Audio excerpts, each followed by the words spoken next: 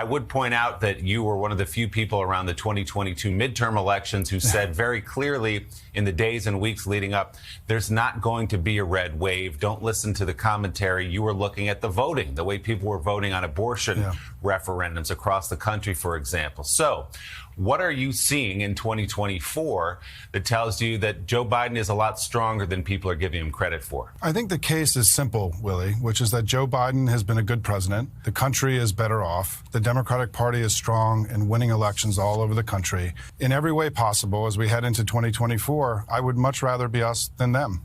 Given the open and ever-increasing fascism coming from the Republican Party, it would be pretty challenging to overstate the stakes associated with the upcoming election in November. And to cynics like me, when you see the bad news, it's tempting to assume the worst rather than merely prepare for it. But there are professional political operatives out there who are saying the exact opposite. One such example is a guy who was catapulted into notoriety because he persistently predicted that there would be no red wave in the 2022 midterms. And he was correct. And now he's making a pretty persuasive case for optimism ahead of the 2024 elections. And we got to talk about it. But before we unpack all that, if you haven't yet, please hit that like, subscribe, and the alert bell. All right, friends, I've got several clips for us to look at, but before we do, I just want to say I'm talking about a guy named Simon Rosenberg, and I mentioned him before in previous videos. He's a guy I constantly rely on in terms of data and analysis and interpretation. He's a former operative for President Clinton. It was either his election or re-election campaign.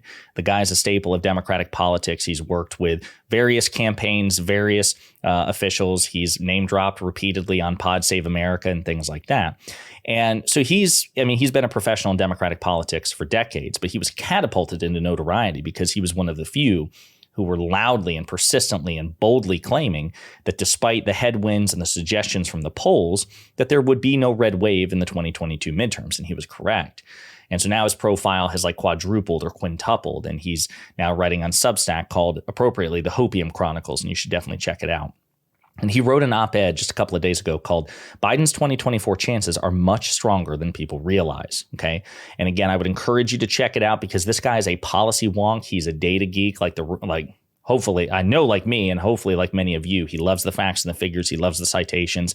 And this article that he wrote is replete with it. You should definitely check it out. But he was on MSNBC. He was interviewed by Willie Geist from Morning Joe. And we're going to play four clips. And he talks about various things from just the general case of optimism to how Biden's record with the pandemic recovery matters, Biden's age. We're going to play the clips and we'll unpack all of these together. Around. I would point out that you were one of the few people around the 2022 midterm elections who said very clearly in the days and weeks leading up, there's not going to be a red wave. Don't listen to the commentary. You were looking at the voting, the way people were voting on abortion referendums across the country, for example. So what are you seeing in 2024 that tells you that Joe Biden is a lot stronger than people are giving him credit for? I think the case is simple, Willie, which is that Joe Biden has been a good president. The country is better off. The Democratic Party is strong and winning elections all over the country. And the Republicans have Trump. And Trump, I think, is the most disgraced, degraded, and dangerous presidential candidate in our history. And when I look at all that, in every way possible, as we head into 2024, I would much rather be us than them. That's basically the thesis of his commentary in general for the past 6 months. It's very persuasive. And again, he breaks it down point by point in much more detail in writing. Of course, we only have like a 6-minute interview here. But in this particular clip, he addresses how President Biden's record on the pandemic recovery matters probably more than anything. Well, I think the central promise of Biden in 2020 was that he was going to get us through COVID and get us to the other side successfully. That's really what the election was litigated on when you look back at polling and look at the election in 2020. And I think on that central promise, Joe Biden has been successful. He did what he said he was going to do. I mean, our economic recovery here in the United States is stronger than any other G7 country in the world. We have the best job market in almost 60 years. Prices are now falling. By every objective measure, we're doing really well as a country, and we should be proud of that, by the way. We together as a nation got through a very difficult period in our history, but we are on the other side of it now. And I think Joe Biden is going to be able to argue that, you gave me one big job to do. I did it. We've come out the other side, and we're much stronger for it. And so I feel like we have a very strong case for re-election. I think Joe Biden has been a good president. I don't know how you sell Donald Trump and dress him up to be a credible and serious candidate for president, given all that he's done, all that he said, and all the things that he said he's going to do. So I feel good, as I did in 2022. I feel good about where we are. We have a lot of work to do, of course. I mean, this is not a slam dunk in any way. But we should win the election next year, and I'm very optimistic about our chances. Again, that sort of optimism does not come naturally to me. I've always been a glass half full, or excuse me, half empty kind of person. And it's good. I mean, you actually need that. You need people assuming the worst because you can't always just take things on blind faith. You can't always assume that things will work out. But you also need optimists. And that's why, even though I'm a cynic by nature, I rely very much on Simon Rosenberg because he keeps me grounded in a state of grounded optimism. And I think he makes an interesting case with respect to all the issues that we currently have facing this country and facing the world, which we can't ignore. There is also something on which Biden can campaign. And I like that idea that, listen, when you elected me in 2020, a huge part of that was to get us out of the pandemic and to manage this, domestic and international crisis with experience and with shrewdness. And I did that, whereas Donald Trump made it infinitely worse when he had the keys. So he has something on which to compare and contrast Trump. And I guess, in all my political analysis, I thought, well, COVID is so far of the distant past to most of us in our day-to-day lives now. I didn't even think how that would play a meaningful role in the upcoming election. So I think it's an interesting point by Simon here. Now, of course, you have a much more contemporaneous issue and one that impacts people at least as personally, and that's the matter of abortion. It's going to be very significant. It's one of the most important issues in the country, certainly.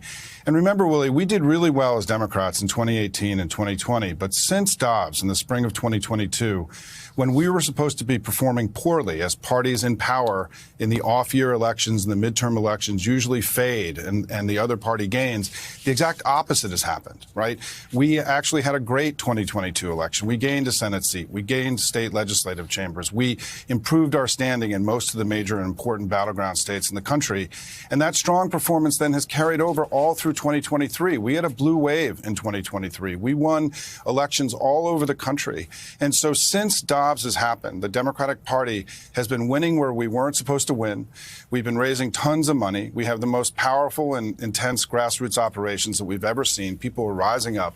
And it's why I think that that winning streak and that heightened Democratic performance, I think will carry over to 2024.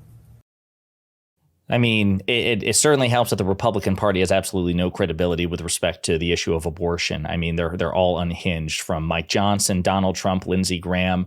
We've seen abortion referendum and things like referenda lose in Kansas and Kentucky and Ohio, right? And Trump was arguing. I mean, Trump, according to Trump, if you ask him, he was the thing that got us here, right? Because he appointed those 3 conservative justices to the United States Supreme Court, which rescinded federal abortion protections. So these things, to Simon Rosenberg's point, these things can continue to serve the Democratic Party electorally because people are aware that there is a fundamental difference between the two parties in question. But like anything else, I don't think you can take it for granted. You have to continue to make the case. In the last clip, I'm going to show Simon Rosenberg is asked to address President Biden's age because whether we, again, like it or not, or agree with it or not, that is an important issue to many people in this country. Listen, it's an issue, and we can't run away from it. I mean, it's part of the discourse. It's part of what Joe Biden is going to be talking about. But I think we have to recognize that age is not just a liability, that with age comes experience and wisdom and capability. And it's possible that in a time of insurrection and COVID and global inflation and supply chain challenges, the war in Ukraine, that having the most experienced president to ever enter the Oval Office was a blessing for this country rather than a problem. I mean, we are in a choppy time. Wouldn't you rather have the guy that's been there for 50 years who's isn't learning on the job, right? Who's the most experienced guy we've had. And I think at the end of the day, we've got to sell his age, not just as a liability, but also as an asset. I think Joe Biden has been a successful president because of his age and his experience, not in spite of it. And we shouldn't run away from it as Democrats. We got to lean into it, I think. I mean, again, that might not be very convincing to a lot of people, but I think that that's the best we can possibly do with respect to the president's age. We can't make him younger. I mean, he's relatively fit. He certainly takes his health infinitely more seriously than Donald Trump does. And Donald Trump is only 3 years younger than Joe Biden. As Pod Save America said, it's a choice between old, Biden, and old and crazy, which is Trump, right? It's relatively clear cut, but that's not how many Americans perceive it. And that's why we have to brutally, ruthlessly, relentlessly make that contrast. It's not a choice between old and crazy. It's a choice between old and crazy. So anyway, I really like Simon Rosenberg. He, again, fills me with a degree of optimism that I probably wouldn't otherwise have as a natural cynic. And that's why I wanted to convey his words to you. Definitely would encourage you to check out the op-ed that he wrote for MSNBC. I will include it in the description on this video. And let me know what you all think in the comments.